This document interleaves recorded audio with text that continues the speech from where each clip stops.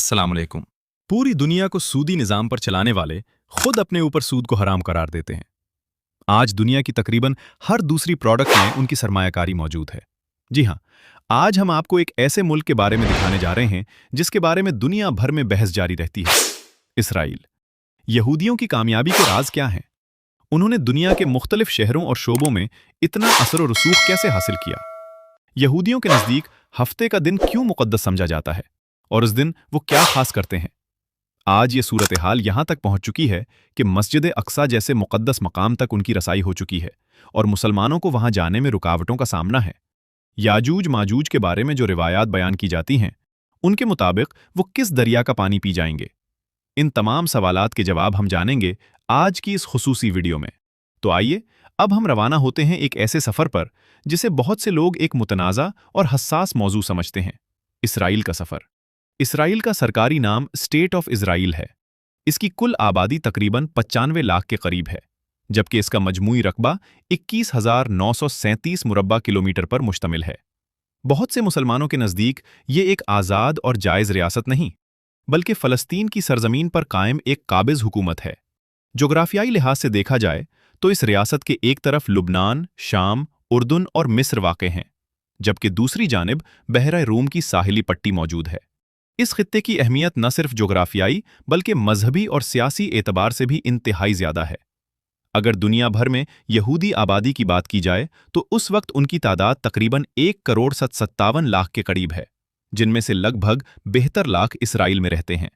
अगरचे तादाद के लिहाज से ये एक छोटी कौम है, लेकिन असर व रसूख, मईशत, टेक्नोलॉजी और आलमी सियासत में उनका किरदार गैर मामूली समझा जाता है।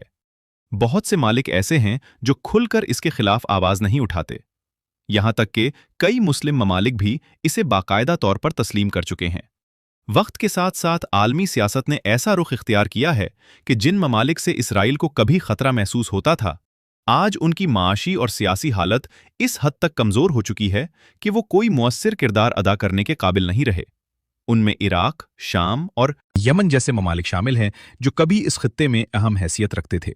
अगर हम इसराइल के दारुल हुकूमत की बात करें तो बज़ाहिर इसका इंतज़ामी मरकज़ तिल अबीब सिटी को समझा जाता है, लेकिन हकीकत यह है कि यहूदी क़यादत बैतुल मुक़द्दस को अपना असल दारुल हुकूमत मानती है और इसे मुकम्मल तौर पर अपने कंट्रोल में लेने का अज़्म रखती है। इसी मकसद के तहत एक खामोश लेकिन मुनज़्ज़म हिकमत अमली पर काम किया जा रहा है। बैतुल मुक़द्दस के करीब वाक़े मुस्लिम इलाकों, ख़ास तौर पर मुस्लिम क्वार्टर में तेज़ी से जायदादें खरीदी जा रही हैं। इस अमल का बुनियादी मकसद आबादी के तनासुब को तब्दील करना है, ताकि वक्त के साथ साथ मुस्लिम आबादी कम हो जाए और यहूदी वहां गालिब हैसियत हासिल कर लें। यह हिकमत अमली कुछ लोगों के नज़दीक दुनिया के दीगर मुतनाज़ा इलाकों से मुशाबहत रखती है, जहां आबादी के तनासुब में तब्दीली लाकर ज़मीनी हक़ायक़ को बदला गया। इसी तनाजुर में बाज़ अफराद इसका मवाजना कश्मीर की सूरत हाल से भी करते हैं, जहां ज़मीन और आबादी के हवाले से मुख्तलिफ पॉलिसियां ज़ेर बहस रही हैं।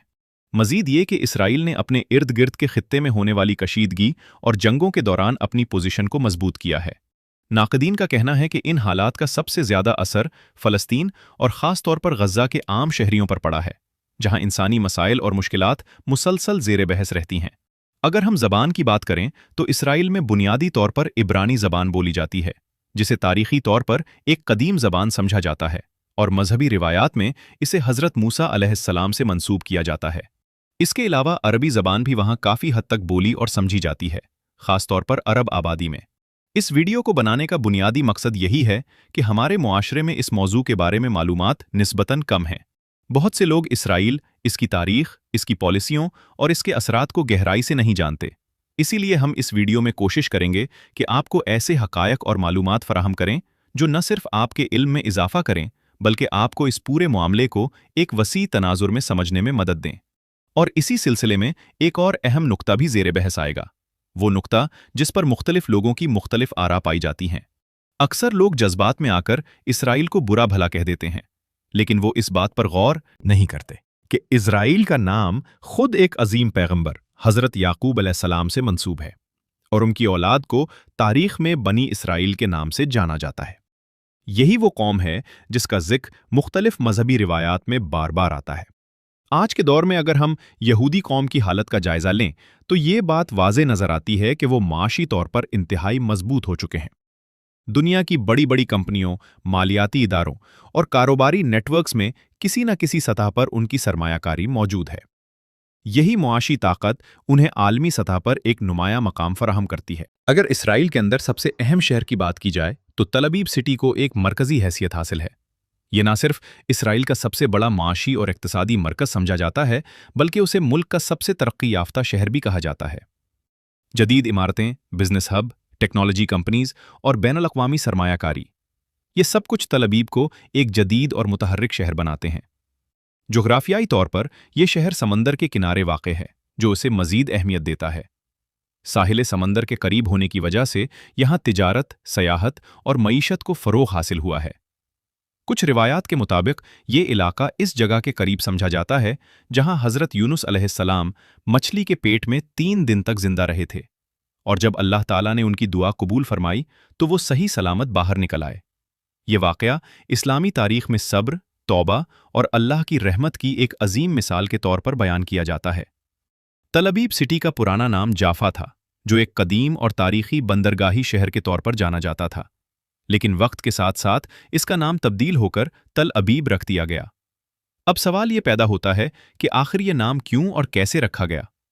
इस सवाल का जवाब हमें तारीख़ के औराक में मिलता है। अगर हम माजी की तरफ जाएं तो हमें हज़रत सुलेमान अलैहिस्सलाम का दौर नज़र आता है। तकरीबन 970 कब्ल मसीह में उन्होंने एक अजीमुश्शान इबादतगाह हैकल सुलेमानी की तामीर का आगाज़ करवाया। ये एक ऐसा मंसूबा था जो अपनी शान व शौकत और अहमियत के लिहाज से बेमिसाल था।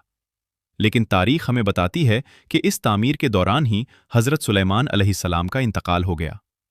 रिवायात के मुताबिक आप एक लकड़ी के सहारे खड़े थे और आपके इंतकाल के बाद भी जिन्नात काम करते रहे, यहाँ तक कि उन्होंने इस इमारत को मुकम्मल कर लिया। यही वो मकाम था जहाँ ताबूत सकीना रखा गया था, जो बनी इसराइल के लिए एक निहायत मुक़द्दस और अहम चीज़ समझी जाती थी। मगर वक्त हमेशा एक जैसा नहीं रहता। 586 क़िब्ले मसीह में इराक़ के बादशाह बख्त नसर ने उस अजीम इबादतगाह पर हमला किया और उसे मुकम्मल तौर पर तबाह कर दिया।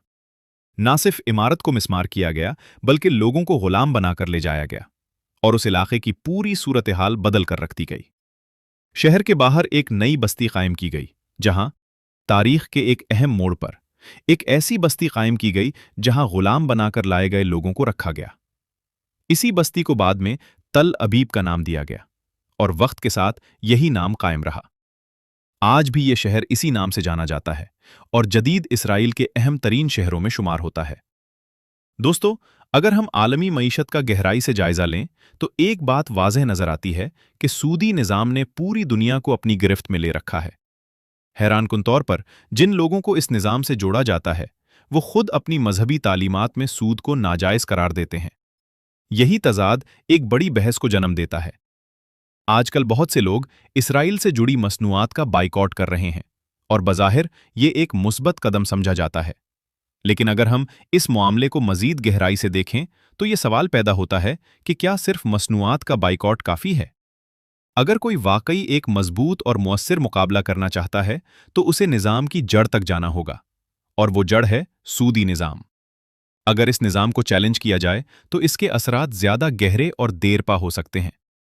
सोचने की बात यह है कि अगर सिर्फ रियासतें ही नहीं बल्कि आम लोग भी सूद से मुकम्मल तौर पर दूरी इख्तियार कर लें तो आलमी मालियाती ढांचे पर इसका कितना बड़ा असर पड़ सकता है।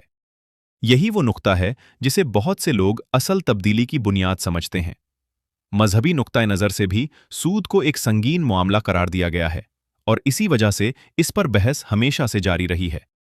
इसी तनाजुर में कुछ लोग इसे एक बड़े अखलाकी और मुआशी मसले के तौर पर देखते हैं।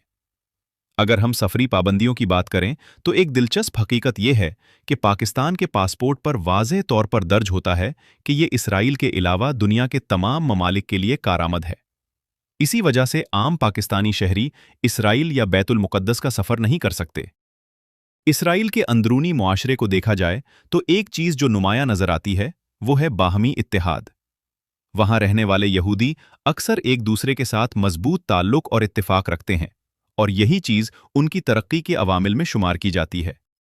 इसी के साथ एक और पहलू भी काबिल गौर है कि वो अपनी मजहबी और सकाफती शनाख्त को बहुत मजबूती से बरकरार रखते हैं और इस हवाले से उनके अपने उसूल और हुदूद हैं। दोस्तों, ये थी आज की हमारी मालूमाती और दिलचस्प वीडियो। आपको वीडियो कैसी लगी? कमेंट में ज़रूर बताइएगा। और नए आने वाले दोस्तों से गुजारिश है कि हमारे चैनल को सब्सक्राइब और लाइक ज़रूर कीजिएगा। अगली वीडियो तक अल्लाह हाफिज़।